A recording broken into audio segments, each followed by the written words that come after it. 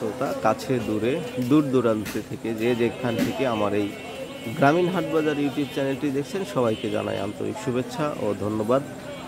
আশা করি সবাই ভালো আছেন, আমিও ভালো আছি। আজকের দিনটি হলো বৃহস্পতিবার, 17 জুলাই। আমি চলে এসেছি নাজিরপুর হাটে। নাজিরপুর হাটটির লোকেশন যদি আপনাদের একটু বলি, নাটোর জেলার গুরুদাসপুর থানার 1 নং নাজিরপুর ইউনিয়ন, সেই নাজিরপুর হাট।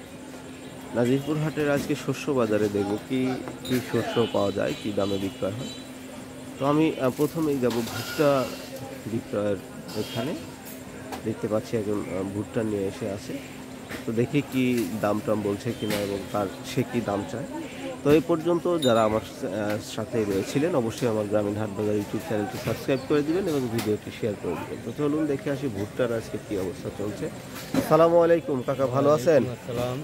ভুট্টা নিয়ে আসছেন, দাম টাম বলছে কি কেউ? না, এইমাত্র বস্তা খুললাম, মাত্রই আসলেন।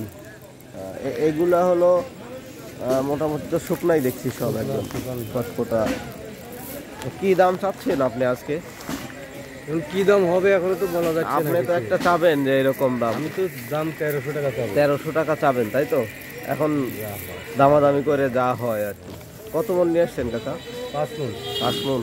কয় বিঘা জমিতে ভুট্টা চাষ করছিলেন? অল্প 10 কাটা করছিলাম, আরো শুকায়নি ওগুলা। তো মোটামুটি ফলন ভালোই হয়েছে, তাই না? বর্ষালে ভুট্টা একটু কমই হয়। কোন এলাকায় বাসা আপনার? এটা সোনাপুর প্রাইমারি স্কুলের পাশে। সোনাপুর প্রাইমারি স্কুলের পাশে। দেখা যাক এখন এই ভুট্টাটি ব্যাপারীরা এসে কি দামে কিনে নিয়ে যায়। টাকা আসলো মাত্রই, এখন পর্যন্ত কেউ দাম বলে নাই। আমরা শেষ পর্যন্ত দেখতে পারবো কি অবস্থা, কি দামে বিক্রয় হয়। ঠিক আছে কাকা, ভালো থাকবেন। শুকনো হলে পরে আপনাকে 2800 দিলাম, লাভ দেয় আপনার বড় ভাই, লাভ না করুন না। 2700। কি দাম চাচ্ছেন ভাই আজ? যাচ্ছে তাই 2800। 2800 কত হয়েছে এ পর্যন্ত? 2300 পর্যন্ত বলছে। মুক্তালাই, আপনিও মুক্তালাই নিয়ে আসছেন।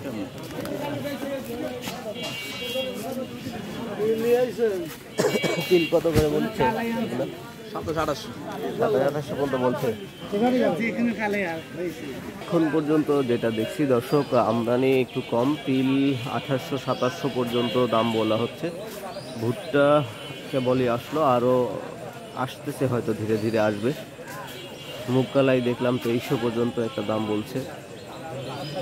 আজকে হাটের অবস্থা একটু ঢিলে ঢালা চলছে, কি হবে শেষ পর্যন্ত বোঝা যাচ্ছে না। এখন দেখতে থাকি শেষ অবধি কী হয়। আর আমি আবারও আসবো ফিরে এই হাটে। আপনারা সে পর্যন্ত সবাই ভালো থাকবেন, সুস্থ থাকবেন। আল্লাহ হাফেজ।